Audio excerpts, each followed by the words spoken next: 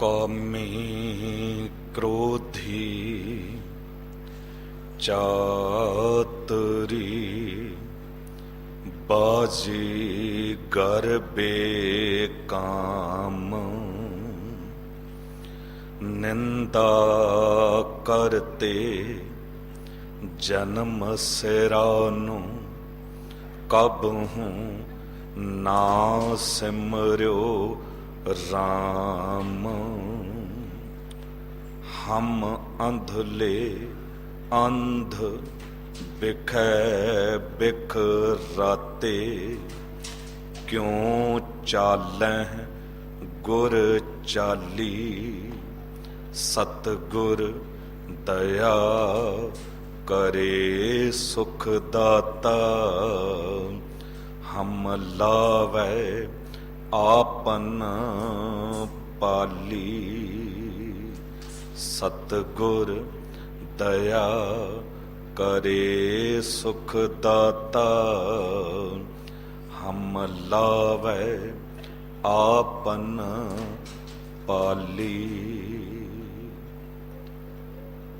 शब्दावतार बाणी दे बोहित जुगोह जुग अटल परम सन्मान योग परम सत्कार योग चवर छत्र तखत के मालिक धन धन पिता साहिब गुरु ग्रंथ साहिब जी दी पावन हजूरी विचों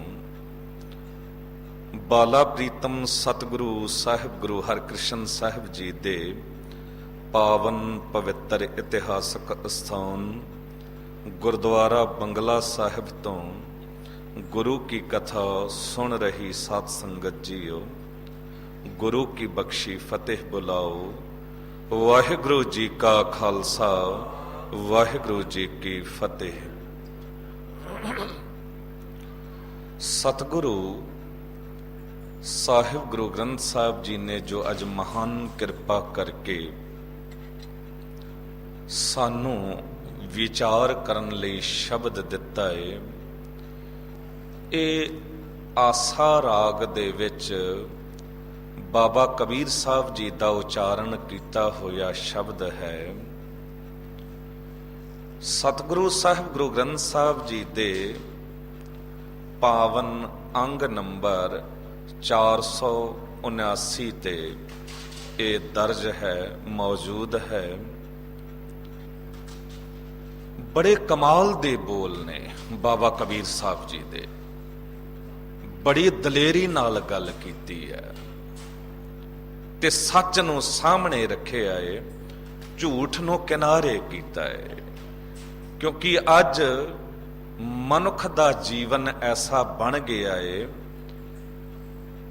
सतगुरु जी कहंदे जे तू कवें 99% लोग केवल विखावा करते ने तां भी किते गल थोड़ी हो जाएगी। इस तो भी ज्यादा लोग उन्हां दी पूजा विखावा, उन्हां दा नाम जपना विखावा, उन्हां दी अरदास करनी विखावा, उन्हां दे जितने कर्म ने वो कर्म कांड बन जाते ने। क्योंकि बंदा अपने तौर ते बड़ा चलाक समझदा अपने आप नूं। इस नूं पता है मेरे तो लैके तुहाडे तक सानू एक भुलेखा है, भुलेखा भी कह सकते हैं।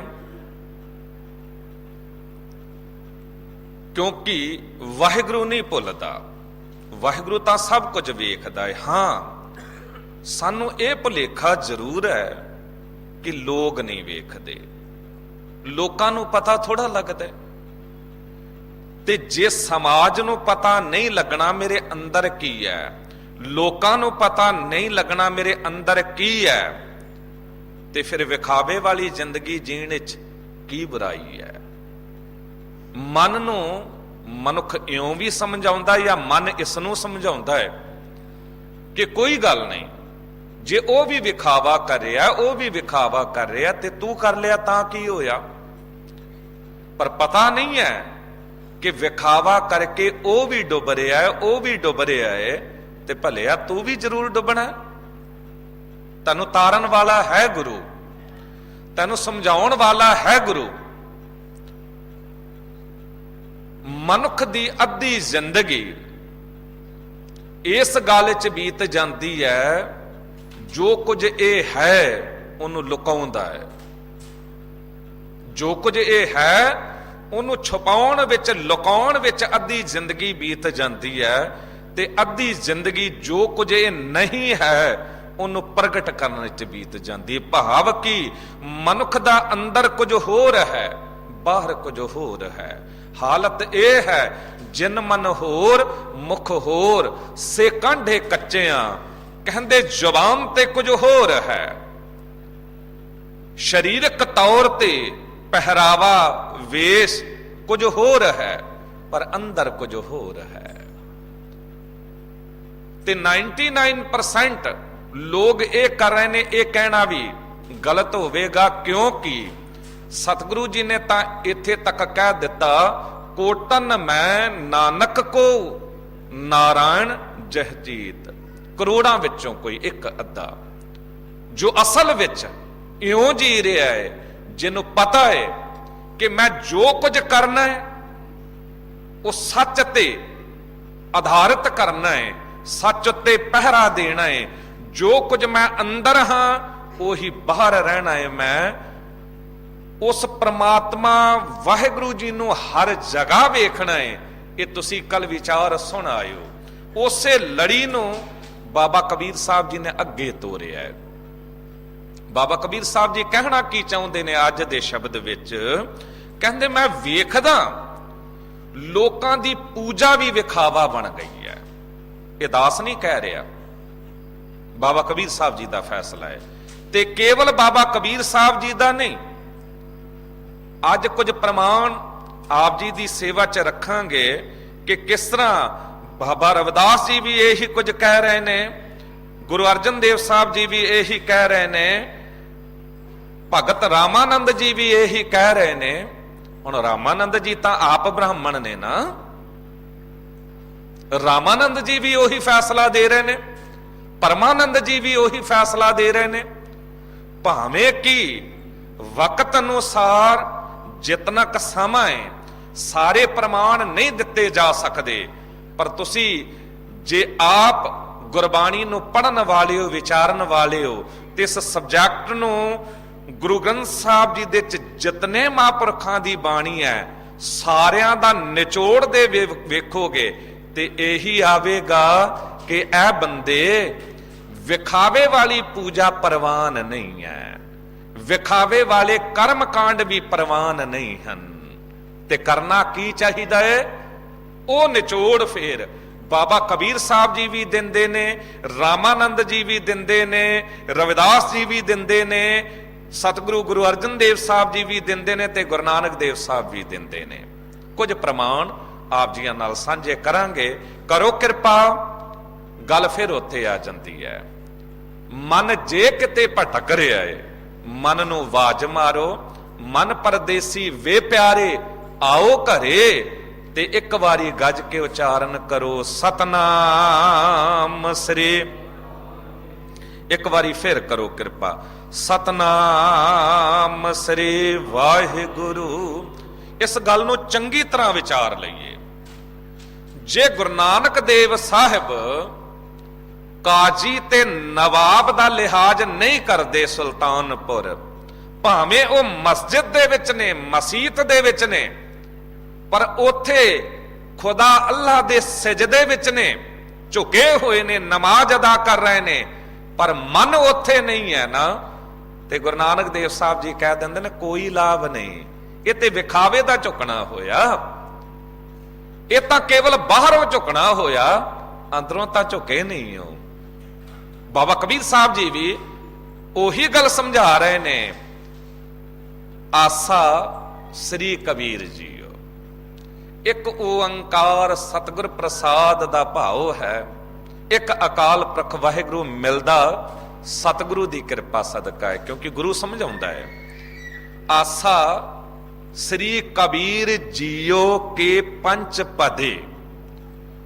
हुण इस गल ते ध्यान देना, शब्द की वरत्या कबीर जी दे नाल जद गुरु अर्जन देव साहब जी ने बाणी दर्ज कीती ते इतना सत्कार श्री कबीर जियो।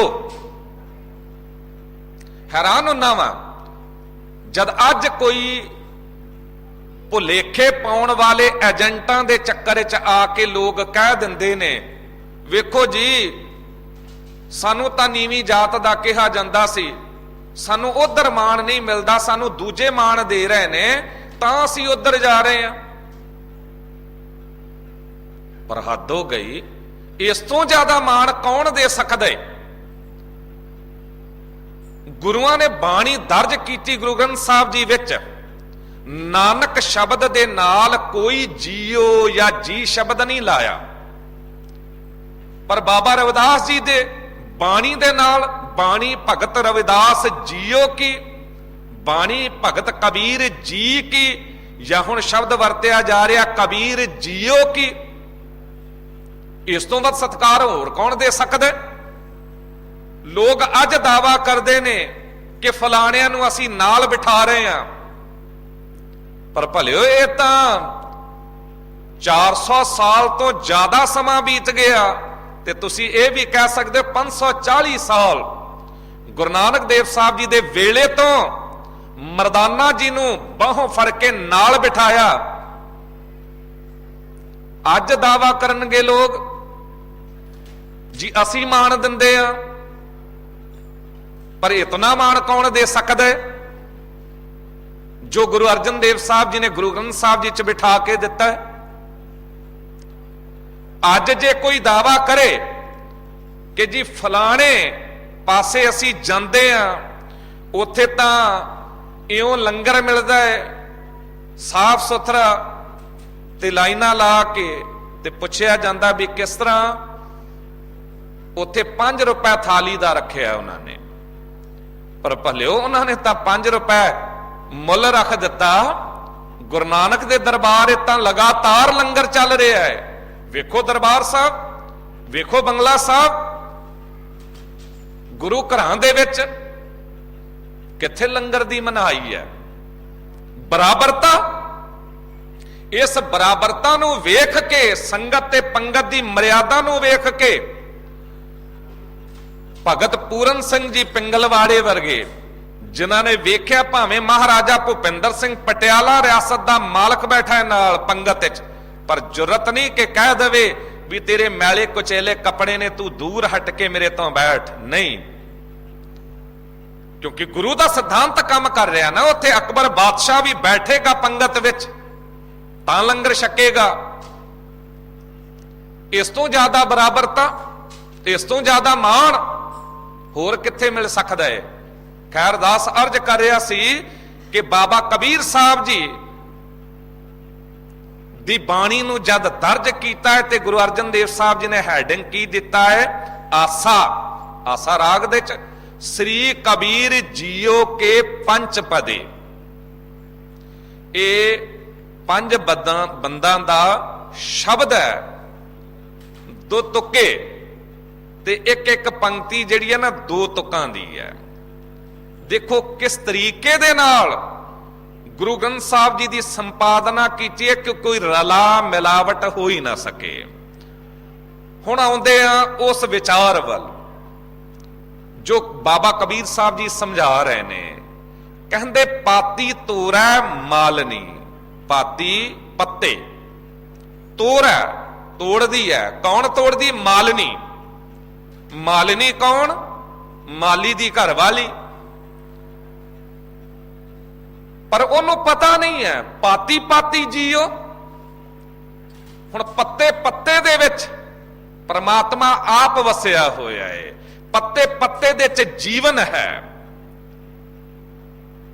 कि केवल बाबा कबीर साहब जी ने कहा है? नहीं, गुरु नानक देव साहब जी ने भी कह दिता, मैं रोवंदी सब जग रुन्ना, रुन्नने वणों पंखेरू, वण भी रोंदे ने। पेड़ पौधों विच भी जीवन हुंदा है। ते देखो ये बाणी कितनी सच है। ਤੇ ਜੇ ਸੱਚ ਹੈ, ਅੱਜ ਇਹਨੂੰ ਸਾਇੰਸ ਨੇ ਮੰਨ ਲਿਆ ਤੇ ਅਸੀਂ ਕਿਉਂ ਨਹੀਂ ਮੰਨ ਲੈਂਦੇ? ਕਿਉਂਕਿ ਅਜੋਕੇ ਸਮੇਂ ਦਾ ਯੁੱਗ ਜਿਹੜਾ ਹੈ ਵਿਗਿਆਨਿਕ ਯੁੱਗ ਹੈ, ਸਾਇੰਸ ਦਾ ਯੁੱਗ ਹੈ। ਹਰ ਇੱਕ ਬੰਦਾ ਤਰਕ ਕਰਨ ਤੇ ਖੜਾ ਹੁੰਦਾ ਹੈ, ਹਰ ਇੱਕ ਬੰਦਾ ਸਾਇੰਸ ਦੀ ਗੱਲ ਕਰਦਾ। ਤੇ ਫਿਰ ਜੇ ਸਾਇੰਸ ਦੀ ਗੱਲ ਕਰਦੇ ਹੋ ਤੇ ਫਿਰ ਤਾਂ ਸਤਿਗੁਰੂ ਗੁਰੂ ਗ੍ਰੰਥ ਸਾਹਿਬ ਜੀ ਦੀ ਬਾਣੀ ਸਾਇੰਸ ਤੋਂ ਪਹਿਲਾਂ ਪ੍ਰਮਾਣਿਤ ਬਾਣੀ ਹੈ। ਕਿਉਂਕਿ ਜੋ ਕੁਝ ਗੁਰੂ ਗ੍ਰੰਥ ਸਾਹਿਬ ਜੀ ਦੀ ਬਾਣੀ ਕਹਿ ਰਹੀ ਹੈ ਉਹਨੂੰ ਸਾਇੰਸ ਰਿਪੀਟ ਤਾਂ ਕਰਦੀ ਹੈ, ਖੰਡਨ ਨਹੀਂ ਕਰਦੀ। ਉਹਨੂੰ ਸੱਚ ਤਾਂ ਕਹਿੰਦੀ ਹੈ, ਉਹਨੂੰ ਦੁਹਰਾਉਂਦੀ ਤਾਂ ਹੈ, ਪਰ ਕਿਤੇ ਵੀ ਉਹਨੂੰ ਝੂਠ ਸਾਬਤ ਨਹੀਂ ਕਰਦੀ। ਤੁਸੀਂ ਵੇਖੋ ਨਾ, ਗੁਰੂ ਨਾਨਕ ਦੇਵ ਸਾਹਿਬ ਜੀ ਨੇ ਜੇ ਕਿਹਾ ਜੇਤੇ ਦਾਣੇ ਅੰਨ ਕੇ ਜੀਆਂ ਬਾਜ ਨਾ ਕੋਏ, ਅੱਜ ਮੰਨ ਰਹੀ ਹੈ ਸਾਇੰਸ। ਗੁਰੂ ਨਾਨਕ ਦੇਵ ਸਾਹਿਬ ਜੀ ਨੇ ਕਿਹਾ ਕਿ ਵਣ ਪੇੜ ਪੌਦੇ ਜੋ ਨੇ ਉਹਨਾਂ ਵਿੱਚ ਵੀ ਜੀਵਨ ਹੈ। ਤੇ ਅਮਰੀਕਾ ਦੇ ਸਾਇੰਟਿਸਟਾਂ ਨੇ ਤੇ ਪੇੜ ਪੌਦਿਆਂ ਦਾ ਰੋਣਾ ਰਿਕਾਰਡ ਕਰਕੇ ਦੁਨੀਆ ਨੂੰ ਸੁਣਾ ਦਿੱਤਾ। ਤੇ ਉਹ ਸਾਇੰਸ ਦੀ ਜ਼ੁਬਾਨ ਵਿੱਚ ਇੱਥੇ ਤੱਕ ਕਹਿੰਦੇ ਨੇ ਕਿ ਬੰਦੇ ਦੇ ਸੁਣਨ ਦੀ ਸ਼ਕਤੀ ਕੇਵਲ 20 ਕਿਲੋ ਹਰਟ ਤੱਕ ਹੈ, ਪਰ ਪੇੜ ਪੌਦਿਆਂ ਦਾ ਰੋਣਾ 50 ਤੋਂ ਲੈ ਕੇ 500 ਕਿਲੋ ਹਰਟ ਤੱਕ ਹੁੰਦਾ ਹੈ। ਇਸ ਕਰਕੇ ਬੰਦੇ ਦੇ ਸੁਣਨ ਦੀ ਸ਼ਕਤੀ ਘੱਟ ਹੋਣ ਕਰਕੇ ਉਹ ਪੇੜ ਪੌਦਿਆਂ ਦਾ ਰੋਣਾ ਨਹੀਂ ਸੁਣ ਪਾਉਂਦਾ, ਪਰ ਰੋਂਦੇ ਪੇੜ ਪੌਦੇ ਵੀ ਨੇ ਕਿਉਂਕਿ ਉਹਨਾਂ 'ਚ ਜੀਵਨ ਹੈ। ਇੰਡੀਆ ਦੇ ਸਾਇੰਟਿਸਟ ਜਗਦੀਸ਼ ਚੰਦਰ ਬੋਸ ਨੇ ਇਹ ਸਾਬਤ ਕਰਕੇ ਵਿਖਾਇਆ ਕਿ ਪੇੜ ਪੌਦਿਆਂ 'ਚ ਜੀਵਨ ਹੈ। ਪਰ ਜਗਦੀਸ਼ ਚੰਦਰ ਬੋਸ ਅਮਰੀਕਾ ਦੇ ਸਾਇੰਟਿਸਟ ਤਾਂ ਅੱਜ ਕਹਿ ਰਹੇ ਨੇ, ਮੇਰੇ ਸਤਿਗੁਰੂ ਗੁਰੂ ਨਾਨਕ ਦੇਵ ਸਾਹਿਬ ਜੀ 540 ਸਾਲ ਪਹਿਲਾਂ ਕਹਿ ਗਏ। ਇਹ ਡਾਕਟਰ ਲਾਇਨ ਵਾਟਸਨ ਪੁਸਤਕ ਲਾਈਫ ਟਾਈਮ ਦੇ ਵਿੱਚ ਅੱਜ ਲਿਖ ਰਿਹਾ, ਬਰਤਾਨੀਆ ਦਾ ਡਾਕਟਰ, ਕਿ ਬੰਦੇ ਦੇ ਅੰਦਰ ਦੀ ਹਾਲਤ ਤੇ ਸਮੁੰਦਰ ਦੀ ਹਾਲਤ ਇੱਕੋ ਜਿਹੀ। ਉਹਨੇ ਕੁਝ ਉਦਾਹਰਣ ਐਗਜ਼ਾਮਪਲ ਦਿੱਤੇ ਨੇ, ਪਰ ਜੋ ਕੁਝ ਉਹ ਅੱਜ ਕਹਿ ਰਿਹਾ ਹੈ, ਗੁਰੂ ਰਾਮਦਾਸ ਸਾਹਿਬ ਸਤਿਗੁਰੂ ਤਾਂ ਸਦੀਆਂ ਪਹਿਲਾਂ ਕਹਿ ਗਏ, ਸਮੁੰਦ ਵਿਰੋਲ ਸ਼ਰੀਰ ਹਮ ਦੇਖਿਆ, ਇੱਕ ਵਸਤ ਅਨੂਪ ਦਿਖਾਈ। ਉਹ ਕੁਝ ਤਾਂ ਉਦੋਂ ਕਹਿ ਗਏ ਨੇ। ਇਹ ਪਰਮਾਣੂ ਸ਼ਕਤੀ, ਐਟਾਮਿਕ ਸ਼ਕਤੀ ਅੱਜ ਅਸੀਂ ਵੇਖ ਰਹੇ ਹਾਂ, ਪਰ ਬਾਣੀ ਗਾਥਾ ਪੜ੍ਹ ਕੇ ਵੇਖੋ, ਗੁਰੂ ਅਰਜਨ ਦੇਵ ਸਾਹਿਬ ਜੀ ਤੇ ਉਦੋਂ ਕਹਿ ਗਏ ਨੇ, ਪਰਮਾਣੋ ਪਰਜੰਤ ਆਕਾਸ਼ੈ ਦੀਪ ਲੋ ਸਖੰਡਣ ਗੱਛਣ ਨੈਣ ਭਾਰੇਣ ਬਿਨਾ ਸਾਧੂ ਨਾ ਸਿੱਤੇ। ਉਦੋਂ ਕਹਿ ਗਏ ਨੇ ਕਿ ਆਉਣ ਵਾਲੇ ਟਾਈਮ 'ਚ ਬੰਦਾ ਇਤਨਾ ਸਿਆਣਾ ਚਲਾਕ ਹੋ ਜਾਵੇਗਾ ਕਿ ਐਟਾਮਿਕ ਸ਼ਕਤੀ ਰਾਹੀਂ ਕੁਝ ਪਲਾਂ ਦੇ ਵਿੱਚ ਹੀ ਧਰਤੀ ਨੂੰ ਛੱਡ ਪੁਲਾੜ ਪਾੜ ਆਕਾਸ਼ 'ਚ ਉਡਾਰੀਆਂ ਮਾਰ ਕੇ ਫੇਰ ਪ੍ਰਥਵੀ ਤੇ ਆ ਜਾਵੇਗਾ। ਪਰ ਇਤਨਾ ਕੁਝ ਹੋਣ ਦੇ ਬਾਵਜੂਦ ਇਹਨੂੰ ਸ਼ਾਂਤੀ ਤਦ ਤੱਕ ਨਹੀਂ ਮਿਲੇਗੀ ਜਦ ਤੱਕ ਕਿ ਪ੍ਰਮਾਤਮਾ ਵਾਹਿਗੁਰੂ ਜੀ ਦਾ ਨਾਮ ਨਹੀਂ ਜਪਦਾ, ਗੁਰੂ ਦੀ ਸੇਵਾ 'ਚ ਆ ਕੇ ਉਸ ਗੱਲ ਨੂੰ ਨਹੀਂ ਸਮਝਦਾ, ਤਦ ਤੱਕ ਇਹਨੂੰ ਸ਼ਾਂਤੀ ਨਹੀਂ ਮਿਲੇਗੀ। ਤੇ ਮਹਾਨ ਪ੍ਰਯੋਗ ਕਰਕੇ ਜਿਨ੍ਹਾਂ ਸਾਇੰਟਿਸਟਾਂ ਨੇ ਦੁਨੀਆ ਦੀ ਝੋਲੀ 'ਚ ਪਾਏ, ਅੰਤ ਆਤਮ ਹੱਤਿਆ ਕਰਕੇ ਵੀ ਕਈ ਮਰ ਗਏ, ਕਿਉਂਕਿ ਅੰਦਰ ਦੀ ਸ਼ਾਂਤੀ ਤਾਂ ਪ੍ਰਮਾਤਮਾ ਵਾਹਿਗੁਰੂ ਜੀ ਨੂੰ ਸਮਝਣ ਤੋਂ ਬਿਨਾਂ ਨਹੀਂ ਮਿਲੇਗੀ। ਬਾਬਾ ਕਬੀਰ ਸਾਹਿਬ ਜੀ ਕਹਿੰਦੇ, ਜੇ ਕਿਤੇ ਤੈਨੂੰ ਇਹ ਪਤਾ ਹੈ ਕਿ ਬਾਣੀ ਸੱਚ ਹੈ, ਗੁਰੂ ਅਰਜਨ ਦੇਵ ਸਾਹਿਬ ਜੀ ਨੇ ਜੋ ਗੱਲ ਸਦੀਆਂ ਪਹਿਲਾਂ ਕਹੀ, ਉਹ ਅੱਜ ਸ਼ਾਇਦ 81 ਦੀ ਗੱਲ ਹੈ, ਅਮਰੀਕਾ ਦੇ ਇੱਕ ਸਾਇੰਟਿਸਟ ਨੇ ਕਹਿ ਦਿੱਤਾ ਸੂਰਜ ਘਟ ਰਿਹਾ, ਚੰਦਰਮਾ ਘਟ ਰਿਹਾ, ਧਰਤੀ ਵੀ ਸੁੰਗੜ ਰਹੀ ਹੈ। ਤੇ ਤੁਹਾਡੇ ਵਿੱਚੋਂ ਇੱਕ ਸੂਝਵਾਨ ਗੁਰਸਿੱਖ ਨੇ ਜੋ ਕੇਵਲ ਵਿਖਾਵੇ ਲਈ ਜ਼ੁਬਾਨੀ ਕਲਾਮੀ ਨਹੀਂ, ਮੱਥਾ ਟੇਕਣਾ ਜਾਂ ਮੌਕਾ ਲੱਗਿਆ ਗੁਰੂ ਗ੍ਰੰਥ ਸਾਹਿਬ ਜੀ ਨੂੰ ਵੀ ਮੱਥਾ ਟੇਕ ਲਿਆ, ਤੇ ਮੌਕਾ ਲੱਗਿਆ ਤੇ ਕਿਸੇ ਮੜੀ ਮਸਾਨ ਨੂੰ ਵੀ ਮੱਥਾ ਟੇਕ ਲਿਆ, ਉਹ ਵਾਲਾ ਜੀਵਨ ਨਹੀਂ। ਵੇਖਦਿਆਂ ਵੇਖਦਿਆਂ ਤੁਰਦਿਆਂ ਬੰਦਾ ਕਾਰ 'ਚ ਜਾ ਰਿਹਾ ਤੇ ਵੇਖਿਆ ਕੁਝ ਲਾਈਨਾਂ ਲਾ ਕੇ ਲੋਕ ਨਾ ਕਿਸੇ ਕਬਰ ਦੇ ਸਾਹਮਣੇ ਖੜੇ ਨੇ, ਤੇ ਜਾਂਦਿਆਂ ਜਾਂਦਿਆਂ ਇਹਨੇ ਵੀ ਸੋਚਿਆ ਜੀ ਉਹ ਮੱਥਾ ਟੇਕ ਰਹੇ ਤੇ ਮੈਂ ਵੀ ਸਿਰ ਝੁਕਾ ਦਿਆਂ। ਰੂਪੰ ਘਟੰਤ ਦੀਪੰ ਘਟੰਤ ਬਸੁਧਾ, ਪ੍ਰਥਵੀ ਸੁੰਗੜ ਰਹੀ ਹੈ, ਲਲਨਾ ਸੁਤ ਭਰਾਤ ਹੀਤੰ। ਜੋ ਉਦੋਂ ਗੁਰੂਆਂ ਨੇ ਕਿਹਾ, ਅੱਜ ਸਾਇੰਸ ਉਹਨੂੰ ਕਹਿ ਰਹੀ ਬਿਲਕੁਲ ਸੱਚ ਹੈ। ਤੇ ਜੇ ਬਿਲਕੁਲ ਸੱਚ ਹੈ ਤੇ ਕਿਹਾ ਵੀ ਗਿਆ ਸਤਿਗੁਰ ਕੀ ਬਾਣੀ, ਸਤ ਸਤ ਕਰ ਜਾਣੋ ਗੁਰ ਸਿੱਖੋ, ਹਰ ਕਰਤਾ ਆਪ ਮੋਹ ਕਢਾਏ। ਉਹ ਤਾਂ ਵਾਹਿਗੁਰੂ ਆਪ ਬੁਲਵਾ ਰਿਹਾ ਹੈ, ਉਹ ਆਪ ਬੋਲ ਰਿਹਾ ਹੈ।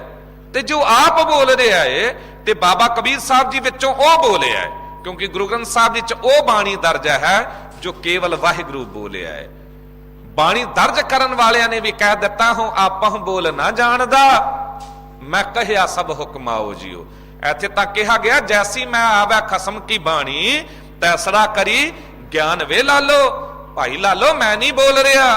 ਗੁਰੂ ਨਾਨਕ ਦੇਵ ਸਾਹਿਬ ਜੀ ਕਹਿੰਦੇ ਵਾਹਿਗੁਰੂ ਜੋ ਬੁਲਵਾ ਰਿਹਾ ਏ, ਮੇਰੇ ਵਿੱਚੋਂ ਜੋ ਬੋਲ ਰਿਹਾ ਏ, ਉਹ ਮੈਂ ਸੰਸਾਰ ਨੂੰ ਕਹਿ ਰਿਹਾ। ਤੇ ਵਾਹਿਗੁਰੂ ਆਪ ਸੱਚ, ਉਹਦਾ ਬੋਲਿਆ ਵੀ ਸੱਚ। ਤੇ ਭਗਤ ਜਿਸ ਵੇਲੇ ਤੁਰੇ ਨਾ, ਭਗਤਾਂ ਦਾ ਜੀਵਨ ਪੜ੍ਹ ਕੇ ਵੇਖ ਲਓ, ਰਾਮਾਨੰਦ ਜੀ ਦਾ, ਪਰਮਾਨੰਦ ਜੀ ਦਾ, ਰਵਿਦਾਸ ਜੀ ਦਾ, ਕਬੀਰ ਜੀ ਦਾ, ਨਾਮਦੇਵ ਜੀ ਦਾ, ਆਰੰਭਤਾ ਕਰਮ ਕਾਂਡਾਂ ਤੋਂ ਹੀ ਹੋਈ ਹੈ। ਆਰੰਭਤਾ ਤਾਂ ਪੱਥਰ ਪੂਜਣ ਤੋਂ ਹੋਈ, ਪਰ ਅਖੀਰ ਪਤਾ ਲੱਗਾ ਹਾਂ ਇਹ ਕੀ ਕਰ ਰਹੇ ਆ। ਤੁਸੀਂ ਵੇਖੋ ਨਾ, ਜੋ ਬਾਬਾ ਕਬੀਰ ਸਾਹਿਬ ਜੀ ਕਹਿ ਰਹੇ ਨੇ ਉਹੀ ਕੁਝ ਰਾਮਾਨੰਦ ਜੀ ਕਹਿ ਰਹੇ ਨੇ, ਫੁੱਲ ਤੋੜ ਰਹੀ ਹੈ ਤੇ ਉਹ ਪੱਥਰ ਤਾਂ ਨਿਰਜੀਵ ਹੈ। ਫਿਰ ਲਾਭ ਕੀ ਹੋਇਆ? ਫਿਰ ਬੜੇ ਕਮਾਲ ਦੇ ਬੋਲ ਕੀ ਕਹੇ ਨੇ ਅੱਗੇ, ਕਹਿੰਦੇ ਭੂਲੀ ਮਾਲਨੀ ਹੈ ਇਹੋ ਸਤਿਗੁਰ ਜਾਗਤਾ ਹੈ ਦੇਵ। ਇਹ ਮਾਲਨ ਵਿਚਾਰੀ ਭੁੱਲੀ ਹੋਈ ਹੈ, ਇਹਨੂੰ ਕੇਵਲ ਇਤਨਾ ਕੁ ਪਤਾ ਹੈ ਕਿ ਲੋਕ ਇਹ ਕਰ ਰਹੇ ਨੇ ਤਾਂ ਮੈਂ ਵੀ ਇਹ ਕਰਨਾ ਹੈ। ਵੀ ਲੋਕ ਜਾ ਕੇ ਫੁੱਲ ਪੱਥਰਾਂ ਉੱਤੇ ਚੜਾ ਰਹੇ ਨੇ, ਮੱਥਾ ਟੇਕ ਰਹੇ ਨੇ ਤੇ ਮੈਂ ਵੀ ਇਹ ਕਰਨਾ ਹੈ। ਬਾਬਾ ਰਾਮਾਨੰਦ ਜੀ ਕਹਿੰਦੇ ਮੇਰੇ ਨਾਲ ਵੀ ਇਹ ਕੁਝ ਹੋ ਗਿਆ ਸੀ ਜੋ ਮਾਲਨ ਨਾਲ ਹੋਇਆ ਨਾ। ਹੁਣ ਰਾਮਾਨੰਦ ਜੀ ਆਪ ਬ੍ਰਾਹਮਣ ਨੇ, ਰਾਮਾਨੰਦ ਜੀ ਦੀ ਬਾਣੀ ਗੁਰੂ ਗ੍ਰੰਥ ਸਾਹਿਬ ਜੀ ਚ ਦਰਜ ਹੈ। ਤੇ ਉਹ ਕੀ ਕਹਿੰਦੇ ਨੇ? ਕਹਿੰਦੇ ਕਤ ਜਾਈਐ ਰੇ ਘਰ ਲਾਗੋ ਰੰਗ। ਕਹਿੰਦੇ ਹੁਣ ਮੈਨੂੰ ਸਮਝ ਆਈ ਹੈ ਕਿੱਥੇ ਭਟਕਣ ਜਾ ਰਹੇ ਆ, ਕਿੱਥੇ ਲੱਭਣ ਜਾ ਰਹੇ ਆ ਪ੍ਰਮਾਤਮਾ ਵਾਹਿਗੁਰੂ ਜੀ ਨੂੰ, ਉਸ ਅੱਲਾ ਖੁਦਾ ਰਾਮ ਨੂੰ ਕਿੱਥੇ ਲੱਭਣ ਜਾ ਰਹੇ ਆ। ਉਹ ਤਾਂ ਅੰਦਰ ਹੀ ਬੈਠਾ ਹੈ। ਕਤ ਜਾਈਐ ਰੇ ਘਰ ਲਾਗੋ ਰੰਗ। ਤੇ ਹੁਣ ਜਦ ਮੈਨੂੰ ਸਮਝ ਪਈ, ਮੇਰਾ ਚਿੱਤ ਨਾ ਚੱਲਾ ਮਨ ਭਇਓ ਪੰਗ। ਕਹਿੰਦੇ ਹੁਣ ਮੇਰਾ ਚਿੱਤ ਜਿਹੜਾ ਏ ਹੋਰ ਪਾਸੇ ਨਹੀਂ ਭਟਕਦਾ। ਮਨ ਤਾਂ ਇਉਂ ਜਿਸ ਤਰ੍ਹਾਂ ਪਿੰਗਲਾ ਹੋ ਗਿਆ, ਜੋ ਪਹਿਲਾਂ ਦੌੜਿਆ ਭਜਦਾ ਫਿਰਦਾ ਸੀ, ਜਿਹੜਾ ਸੋਚਦਾ ਸੀ ਫਲਾਣੇ ਤੀਰਥ ਤੇ ਪ੍ਰਮਾਤਮਾ ਮਿਲੇਗਾ, ਬਨਾਰਸ ਦੇ ਵਿੱਚ ਮਿਲੇਗਾ, ਜਾਂ ਗੰਗੋਤਰੀ ਤੇ ਮਿਲੇਗਾ, ਜਾਂ ਦਵਾਰਕਾ ਚ ਮਿਲੇਗਾ, ਜਾਂ ਕਿਤੇ ਹੱਜ ਕਰਨ ਤੇ ਕਾਬੇ ਚ ਮਿਲੇਗਾ, ਜਾਂ ਕਿਸੇ ਵਿਸ਼ੇਸ਼ ਮਿੱਥੇ ਹੋਏ ਸਥਾਨ ਤੇ ਮਿਲੇਗਾ, ਜਾਂ ਕੇਵਲ ਅੰਮ੍ਰਿਤਸਰ ਸਾਹਿਬ ਹੀ ਵਾਹਿਗੁਰੂ ਵਸਦਾ ਹੈ। ਐਸੀ ਗੱਲ ਤਾਂ ਨਹੀਂ ਨਾ। ਜੇ ਅਸੀਂ ਸੋਚੀਏ ਕੇਵਲ ਅੰਮ੍ਰਿਤਸਰ ਸਾਹਿਬ ਹੀ ਜਾ ਕੇ ਪ੍ਰਮਾਤਮਾ ਵਾਹਿਗੁਰੂ ਜੀ ਦੀ ਪ੍ਰਾਪਤੀ ਹੋਵੇਗੀ, ਐਸੀ ਗੱਲ ਬਿਲਕੁਲ ਨਹੀਂ ਹੈ। ਕਿਉਂਕਿ ਜਹ ਜਹ ਪੇਖੋਂ ਤਹ ਹਜੂਰ, ਜੋ ਦਰਬਾਰ ਸਾਹਿਬ ਵੀ ਸਤਿਗੁਰੂ ਗੁਰੂ ਗ੍ਰੰਥ ਸਾਹਿਬ ਜੀ ਬੈਠੇ ਨੇ ਉਹ ਕਹਿ ਰਹੇ ਨੇ, ਜਹ ਜਹ ਪੇਖੋਂ ਤਹ ਹਜੂਰ ਦੂਰ ਕਤਹੁ ਨਾ ਜਾਈ, ਰਵ ਰਹਿਆ ਸਰਬਤਰ ਮੈਂ ਮਨ ਸਦਾ ਤੇ ਆਈ। ਕਹਿੰਦੇ ਉਹ ਤਾਂ ਹਰ ਇੱਕ ਜਗ੍ਹਾ ਮੌਜੂਦ ਹੈ, ਉਹਨੂੰ ਕਿੱਥੇ ਲੱਭਣ ਜਾਓਗੇ। ਬਾਬਾ ਰਾਮਾਨੰਦ ਜੀ ਕਹਿੰਦੇ ਮਨ ਹੁਣ ਪਿੰਗਲਾ ਹੋ ਗਿਆ ਏ। ਤੇ ਹੋਇਆ ਕਿਉਂ? ਇਹ ਘਟਨਾ ਮੇਰੇ ਨਾਲ ਕਿਸ ਤਰ੍ਹਾਂ ਬੀਤੀ, ਆਪਣੇ ਜੀਵਨ ਦੀ ਹੱਡ ਬੀਤੀ, ਸੁਣਾਈ ਹੈ ਬਾਣੀ ਦੇ ਵਿੱਚ। ਕਹਿੰਦੇ ਇੱਕ ਦਿਨ ਮੇਰੇ ਨਾਲ ਇਹ ਹੋਇਆ, ਏਕ ਦਿਵਸ ਮਨ ਭਈ ਉਮੰਗ। ਮੇਰੇ ਮਨ 'ਚ ਇੱਕ ਉਮੰਗ ਆ ਗਈ, ਇੱਕ ਉਤਸ਼ਾਹ ਪੈਦਾ ਹੋਇਆ, ਤੇ ਮੈਂ ਵੀ ਲੋਕਾਂ ਨੂੰ ਵੇਖ ਕੇ ਪੂਜਾ ਕਰਨ ਤੁਰ ਪਿਆ। ਤੇ ਕੀ ਕਹਿੰਦੇ ਨੇ, ਕਸ ਚੰਦਨ ਚੋਆ ਬਹੁ ਸੁਗੰਧ। ਮੈਂ ਚੰਦਨ ਨੂੰ ਘਿਸਿਆ, ਕਈ ਪ੍ਰਕਾਰ ਦੀਆਂ ਸੁਗੰਧੀ ਦੀਆਂ ਚੀਜ਼ਾਂ ਲੈ ਲਈਆਂ, ਤੇ ਕਹਿੰਦੇ ਮੈਂ ਤੁਰ ਪਿਆ। ਕਿੱਧਰ ਤੁਰਿਆ? ਪੂਜਨ ਚਾਲੀ ਬ੍ਰਹਮ ਠਾਏ। ਮੈਂ ਪੂਜਾ ਕਰਨ ਲਈ ਤੁਰ ਪਿਆ, ਸਾਰੀ ਚੀਜ਼ਾਂ ਚੱਕ ਲਈਆਂ। ਜਿਸ ਤਰ੍ਹਾਂ ਬਾਬਾ ਕਬੀਰ ਸਾਹਿਬ ਜੀ ਕਹਿ ਰਹੇ ਨੇ, ਫੁੱਲ ਤੋੜੇ ਪੱਤੀਆਂ ਤੋੜੀਆਂ, ਇਉਂ ਬਾਬਾ ਰਾਮਾਨੰਦ ਜੀ ਨੇ ਵੀ ਕੀਤਾ। ਚੰਦਨ ਨੂੰ ਘਿਸਿਆ, ਸੁਗੰਧੀ ਦੀਆਂ ਚੀਜ਼ਾਂ ਲਈਆਂ, ਫੁੱਲ ਆਦਿਕ ਲਏ ਤੇ ਤੁਰ ਪਏ। ਕਿੱਧਰ ਤੁਰੇ? ਕਹਿੰਦੇ ਮੈਂ ਪੂਜਨ ਚਾਲੀ ਬ੍ਰਹਮ ਠਾਏ। ਮੈਨੂੰ ਕਿਸੇ ਨੇ ਦੱਸਿਆ ਕਿ ਪ੍ਰਮਾਤਮਾ ਵਾਹਿਗੁਰੂ ਉਹ ਉਸ ਸਥਾਨ ਤੇ ਵਸਦਾ ਹੈ, ਉਸ ਜਗ੍ਹਾ ਤੇ ਹੈ। ਕਹਿੰਦੇ ਮੈਂ ਵੀ ਤੁਰ ਪਿਆ, ਪਰ ਹੈਰਾਨ ਉਦੋਂ ਹੋਇਆ, ਬਾਬਾ ਰਾਮਾਨੰਦ ਜੀ ਕਹਿੰਦੇ ਕਿ ਮੈਨੂੰ ਸਮਝ ਪਈ ਜਿਸ ਬ੍ਰਹਮ ਨੂੰ जिस परमात्मा वाहिगुरू नूं मैं लभण तुरिया ਉਹਨੇ ही मेरे अंदरों दस दिता, ਉਹਨੇ ही मैनू दस दिता। सो ब्रह्म बतायो गुर मन ही माहे। गुरु ने मैनू समझा दिता। गुरु की शब्द, शब्द केड़ा जो तुर दरगाह तो आया। ये पिछे जद ना दिल्ली से गुरुद्वारा प्रबंधक कमेटी वालों 300 साला गुरता गद्दी पुरब नूं मनाउंदे आ ना, गुरु ग्रंथ साहब जी विच जो गुरुआं भगतां सिखां दी बाणी दर्ज है, उन्हां दे जीवन नूं विचारन लई समागम रखे गए। ते उदों दास दीआं सेवावां लगियां भी जीवन उत्ते बोलना है उन्हां दे। ते जद होर ज्यादा डूंघाई ते पढ़िया ते हैरान हो गया भी हर एक भगत ने निचोड़ अखीर च यही दिता है कि मैं भी तुरिया सी लभण, मैं भी भटकिया। ब्रह्म ब्रह्म आयो तुम चे द्वारा, बड़ा भटक भटक के अखीर मैनू पता लगा जदों शब्द अंदरों उतरिया, अंदर उतरिया। सारे भगतां दे विच ये बाणी तो दरगाह तो वाहिगुरू वल्लों उतरी है। ते गुरु नानक देव साहब जी ने जो कहा उही कुछ भगत भी कह रहे ने, या जो भगत कह रहे ने उही गुरु नानक देव साहब भी कह रहे ने, क्योंकि सच दोनों ने बोलना है ना। ते रामानंद जी कह रहे ने, कहंदे मैनू तां दस दिता गुरु ने, शब्द रूपी गुरु ने। सो ब्रह्म बतायो गुर मन ही माहे। कहंदे मेरे मन च ही परमात्मा वाहिगुरू वसदा है, ये मैनू गुरु ने दस दिता। ते जद दस दिता उदों मैनू समझ पई, जहां जाइए तह जल पखान। हुण मैनू समझ पई भी लोग कहंदे सन कि भी इस पत्थर की पूजा करनी है परमात्मा मिलेगा। फलानी जगह ते जाके उस दरिया च इशनान करोगे, गंगा दे विच, गोदावरी दे विच, गोमती दे विच इशनान करोगे, परमात्मा मिलेगा। पर कहंदे मैनू समझ आई, रामानंद जी कहंदे भी पत्थर तां हर एक जगह ने, ते जे वो पत्थर भगवान है ते दूजा पत्थर भी भगवान होना चाहिए। ते जे किसी विशेष जल विच इशनान करन नाल मुक्ति मिलती है ते फिर जल तां हर जगह है। तुसी देखो ना कितनी डूंघाई ते विचार करते ने।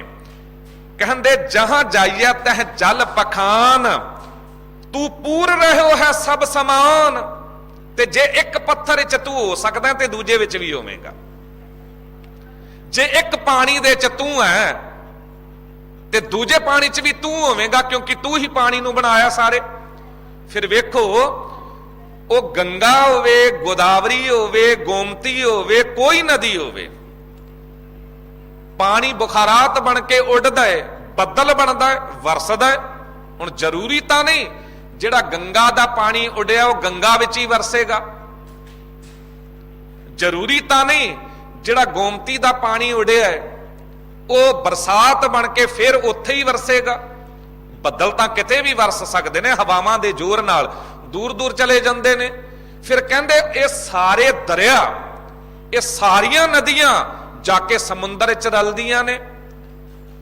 फिर समुंदर किस तरह अपवित्र हो गया, पानी तां उत्थे भी उही वसदा है, उत्थे वो पानी पहुंचया। फिर पानी समुद्रां विचों बुखारात बन के उड्डिया, बदल बनिया, फिर जगह जगह जाके वरसिया। पहाड़ां दे उत्ते दरिया ते नहीं हन, पहाड़ां उत्ते समुंदर तां नहीं है, पर समुंदर तो पानी उड्डदा है। ओनू पहाड़ दे उत्ते जो जंगल ने, वो जो पेड़ ने, दरख्त ने, वो खिंचदे ने। अज साइंटिस्ट भी मानते ने कि तुसी वेखो सब तो ज्यादा बरसात पहाड़ां दे उत्ते हुंदी है। हुण मालक वाहिगुरू जी दा नियम है, तुसी देखो जे पानी इत्थे कढना होवे ना, हुण इत्थे भी पानी कितना थल्ले चला गया भी 100-100 फुट डूंगा तुसी बोर करवाओ तां भी पानी कई बारी नहीं मिलता।